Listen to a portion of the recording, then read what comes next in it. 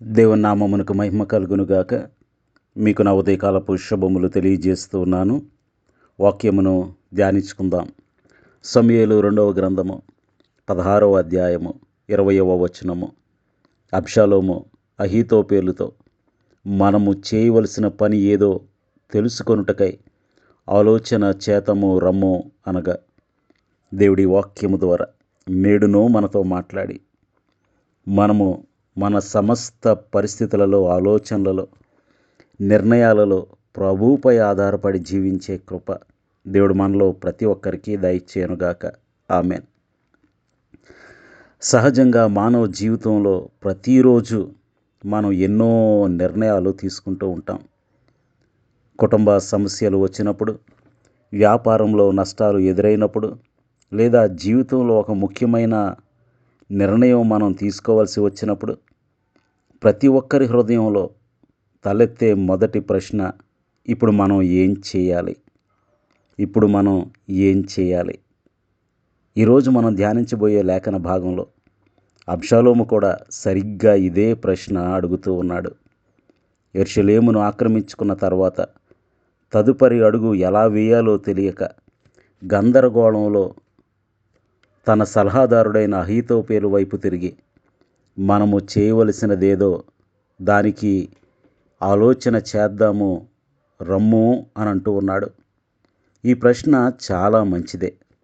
ఈ ప్రశ్న అత్యంత సహజంగా వచ్చేదే. ఈ ప్రశ్న అందరికీ వచ్చేదే. కానీ ఆయన అడిగిన విధానం, అడిగిన వ్యక్తి మరియు అతని అంతరంగ ఉద్దేశం సరైనవి కావు. ఈ లేఖన భాగం ద్వారా ఒక క్రైస్తవునిగా మనకు సమస్యలు వచ్చినప్పుడు, మనం నిర్ణయాలు తీసుకోవాల్సి వచ్చినప్పుడు, మనం ఆలోచన చేయాల్సినప్పుడు మనం ఏం చేయాలి, ఎవరిని అడగాలి అనే ప్రాముఖ్యమైన ఆత్మీయ పాఠాలను ఈరోజు మనం నేర్చుకుందాం.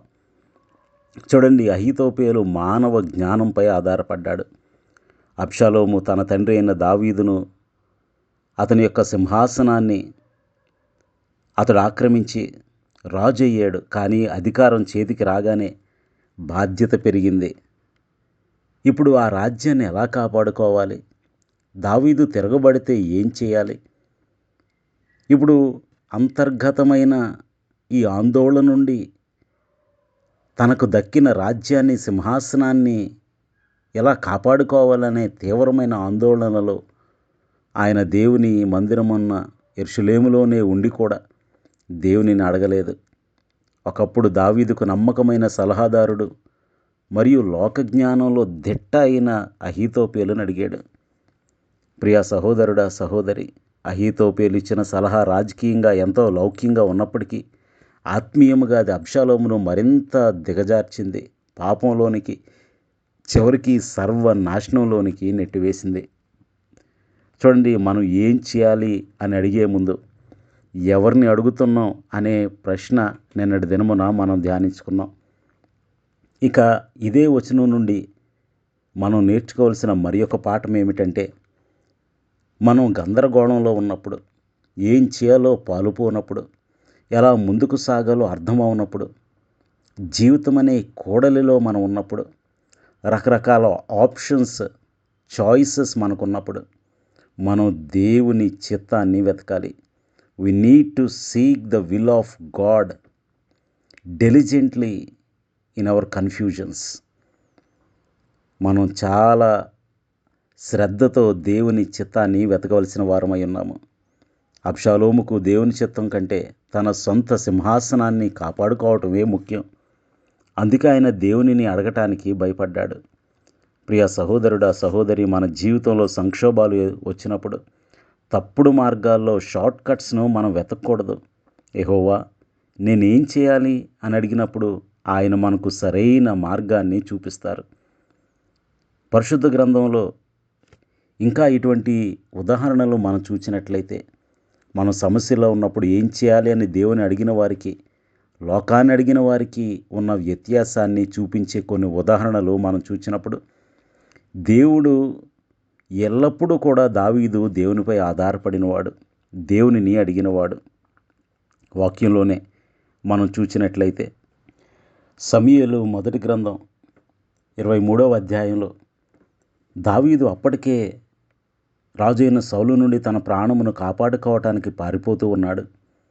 అయితే ఫిలిష్తీయులు కెయీలా మీద యుద్ధము చేసి కళ్ళముల మీద ధాన్యమును దోచుకొనుచున్నారని దావీదునకు వినబడింది. అప్పుడు దావీదు ఏం చేశాడో తెలుసా? సమూయేలు మొదటి గ్రంథం 23వ అధ్యాయం 2వ వచనం చూస్తే, అంతట దావీదు, నేను వెళ్ళి ఫిలిష్తీయులను హతము చేయుదునా అని యెహోవా యొద్ద విచారణ చేయగా, యెహోవా, నీవు వెళ్ళి ఫిలిష్తీయులను హతము చేసి కెయీలాను రక్షించుమని దావీదుకు సెలవిచ్చాను. 4వ వచనం చూస్తే, దావీదు మరలా యెహోవా యొద్ద విచారణ చేశాను. చూడండి, పలుమార్లు దావీదు దేవుని యొద్దకు వెళ్ళి విచారణ చేశాడు, దేవునిపై ఆధారపడ్డాడు.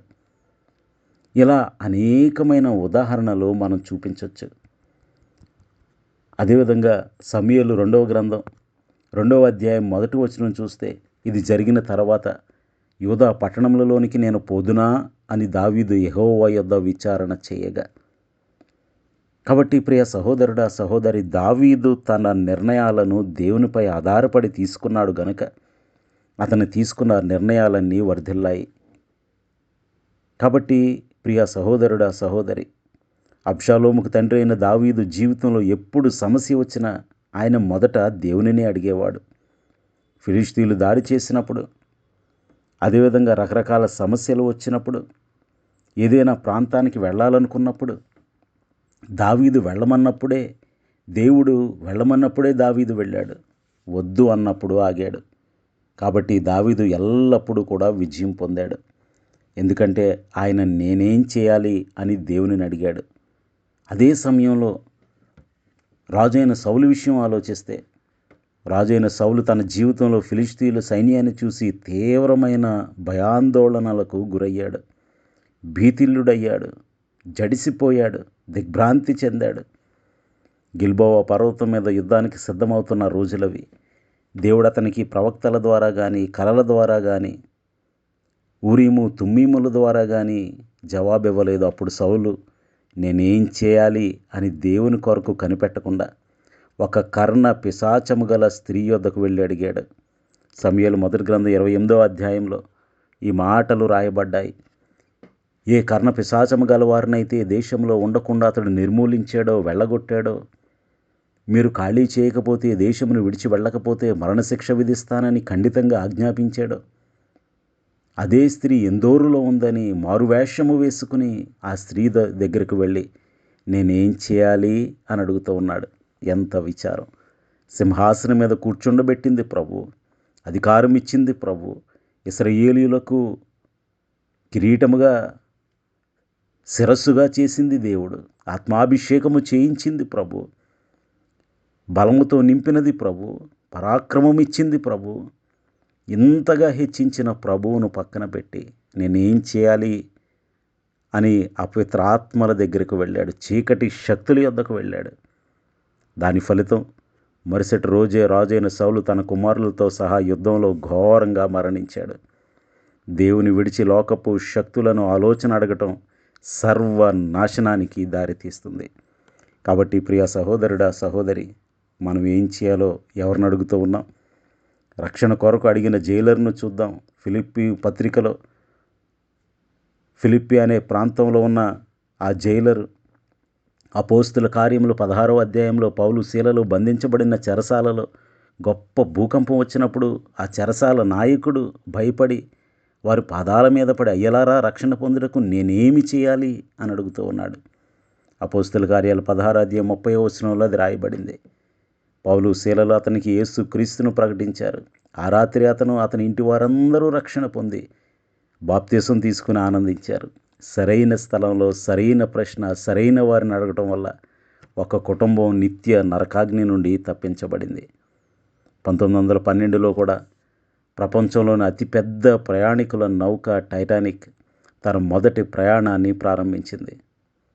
ఆ ఓడకు కెప్టెన్ ఎడ్వర్డ్ స్మిత్ ప్రయాణ మార్గంలో సముద్రంలో పెద్ద పెద్ద మంచు పర్వతాలు, ఐస్బర్గ్స్ ఉన్నాయని పక్కన ఉన్న ఇతర నౌకల నుండి కెప్టెన్ ఎడ్వర్డ్ స్మిత్కు 5కు పైగా వార్నింగ్స్, హెచ్చరిక సందేశాలు వచ్చాయి. అయితే ఆ వార్నింగ్స్ కానీ, ఆ హెచ్చరికలను కానీ ఈ కెప్టెన్ అయిన ఎడ్వర్డ్ స్మిత్ ఏమాత్రం పట్టించుకోలేదు. మనం ఇప్పుడు ఏం చేయాలి, ఓడ వేగాన్ని తగ్గించాలా, ప్రయాణాన్ని ఆపేయాలా అని ఇంజనీర్లతో కానీ, జ్ఞానంతో కానీ, లేదా దేవుని మీద ఆధారపడి అతడు ఆలోచించకుండా తన ఓడ మునిగిపోదనే అహంకారంతో ఆ హెచ్చరికలను నిర్లక్ష్యం చేశాడు. వేగాన్ని తగ్గించకుండా అలాగే ముందుకు వెళ్ళిపోయాడు. దాని ఫలితం కొన్ని గంటల్లోనే ఓడ మంచు పర్వతాన్ని ఢీకొట్టింది. 1500 మందికి పైగా ప్రాణాలు కోల్పోయారు. సంక్షోభ సూచనలు ఉన్నప్పుడు సరైన నిర్ణయం సరైన సమయంలో తీసుకోకపోవటం, హెచ్చరికలను తృణీకరించటం, నిర్లక్ష్యం చేయటం ఎంతటి విపత్తును తీసుకొస్తుందో ఈ సంఘటన మనకు చూపిస్తుంది. కాబట్టి ప్రియ సహోదరుడా, సహోదరి, ఈరోజు మీ జీవితంలో ఏ స్థితిలో ఉన్నారో, కుటుంబ సమస్యల, ఆర్థిక ఇబ్బందుల, పిల్లల భవిష్యత్తు గురించిన ఆందోళన, ఉద్యోగంలో సమస్యల, నీ భవిష్యత్తు గురించి ఆందోళన, నీ తల్లిదండ్రుల ఆరోగ్యం గురించి ఆందోళన, ఆర్థిక పరిస్థితులు సతమతం చేస్తూ ఉన్నాయా? మీ హృదయం కూడా నేనేం చేయాలి అని కొట్టుకుంటూ ఉందా? అబ్షాలోముల, అహీతోపేలు లాంటి లోకపు మనుషుల దగ్గరికి పరిగెత్తకండి. సౌలుల పాపపు మార్గాలను ఆశ్రయించకండి. ఈరోజు మనకు అద్భుతమైన సలహాదారుడు, వండర్ఫుల్ కౌన్సిలర్, ఆలోచనకర్త అయిన యేసు క్రీస్తు ప్రభు ఉన్నారు. ఆయన వాక్యము మన పాదములకు దీపమును, మన త్రోవకు వెలుగునై ఉన్నది గనుక మనము ఆయనపై ఆధారపడదాం. ప్రార్థన చేసుకుందాం. సర్వోన్నతుడును సర్వశక్తివంతుడు అయిన మా ప్రియ పరలోకపు తండ్రి, జీవము గల దేవ, అబ్షాలోము ఆందోళన పెరిగినప్పుడు, బాధ్యత పెరిగినప్పుడు, ఏం చేయాలో అర్థమవునప్పుడు ఇప్పుడు మనం ఏం చేయాలి అని అహీతోపేలును అడుగుతూ ఉన్నాడు. ఎంత విచారం! ఏ దేవుని పట్టణమైన యెరూషలేము ఉన్నదో, ఎక్కడ దేవుని ఆలయం ఉన్నదో, ప్రభువా ఎక్కడ నిబంధన మందసం ఉన్నదో, ఎక్కడ యాజకులు ఉన్నారో అవన్నీ పక్కన పెట్టి కపటముతో నిండిన అహీతోపేలును ఆలోచన అడిగాడు. ఆలోచన అహీతోపేలును, అబ్షాలోమును నాశనం చేసింది. అవును ప్రభువా, మేము అలాగుండక నీపై ఆధారపడి వాక్యానుసారమైన నిర్ణయాలు తీసుకుని సమస్త విషయాల్లో వర్ధిల్లే కృప మాలో ప్రతి ఒక్కరికి అనుగ్రహించమని ఆలోచనకర్త అయిన యేసు నామములో స్తుతించి వినయముగా వేడుకొనుచున్నాము తండ్రి. ఆమేన్.